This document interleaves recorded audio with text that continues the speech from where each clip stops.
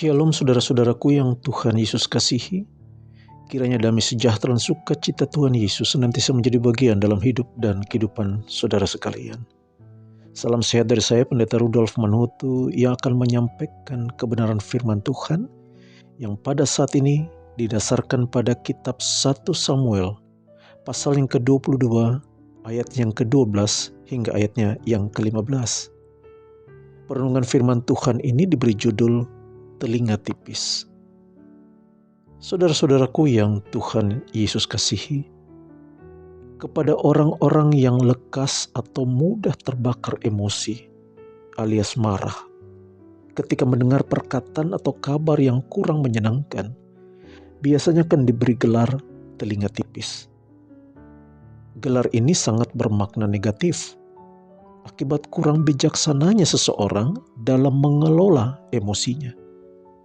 Gelar ini juga layak diberikan kepada Raja Israel yang pertama, Saul, yang karena kebencian yang begitu hebat kepada Daud, membuat kabar apapun yang didengarnya, yang dianggapnya menguntungkan Daud, akan segera membuatnya marah. Saul terkesan tidak mau tahu entah kabar yang didengarnya itu benar atau hoaks. Ia akan tetap memakannya mentah-mentah, lalu terbakar oleh amarah. Dan ini kali tidak tanggung-tanggung, saudaraku.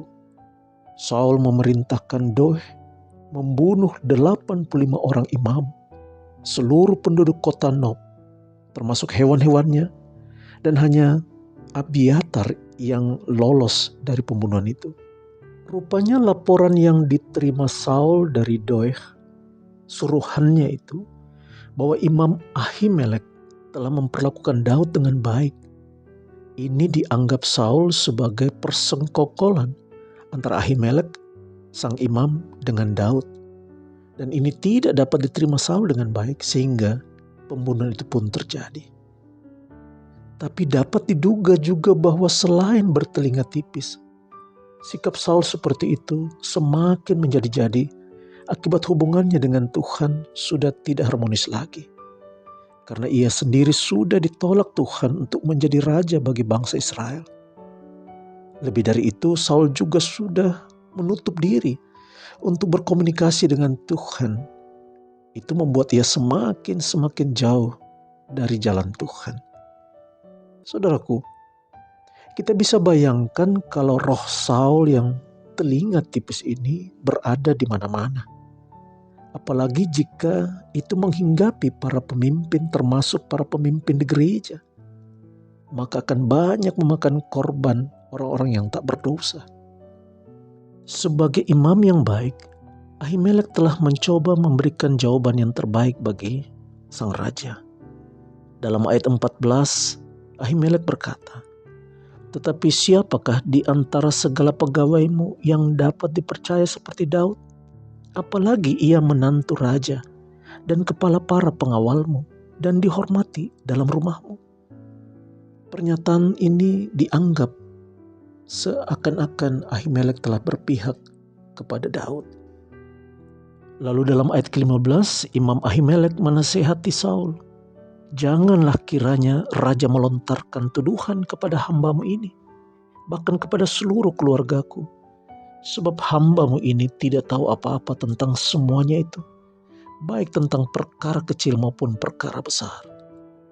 Ternyata saudaraku, semua kebenaran dan semua nasihat yang disampaikan oleh Imam Ahimelek tidak mampu meredam amarah sang Raja Saul.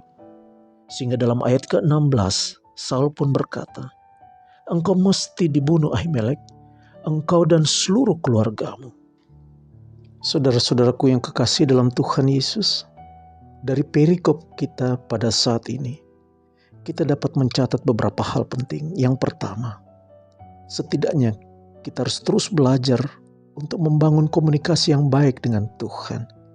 Sehingga dalam tuntunan Tuhan, kita senantiasa tahu kita harus bagaimana dalam menyikapi segala sesuatu yang harus kita hadapi. Selain itu juga, telinga tipis harus dibuang dari kehidupan kita, sehingga kita lebih bijak menata emosi kita, lebih bijak untuk mendalami sebuah kebenaran yang kita dengar. Dan pada akhirnya itu menuntun kita untuk bersikap benar seperti yang Tuhan kehendaki. Saudara-saudara dalam Tuhan, kita sebagai anak-anak Tuhan yang sudah dan terus menikmati kasih Tuhan, selalu terpanggil untuk bertumbuh menjadi lebih baik. Memang untuk itu tidaklah mudah, saudaraku. Tetapi kita harus percaya bahwa siapapun yang dipilih Tuhan dan yang mau benar-benar berserah untuk dipakai Tuhan, akan disertai Tuhan, dituntun Tuhan, dibimbing untuk terus hidup di dalam kasih-Nya yang mendatangkan berkat kepada siapapun yang kita layani, kepada siapapun yang hidup di sekitar kita. Tetapi lebih dari itu, boleh mendatangkan pujian bagi hormat dan kemuliaan Tuhan. Kiranya firman Tuhan hari ini menjadi berkat bagi kita sekalian. Terpujilah Kristus. Amin.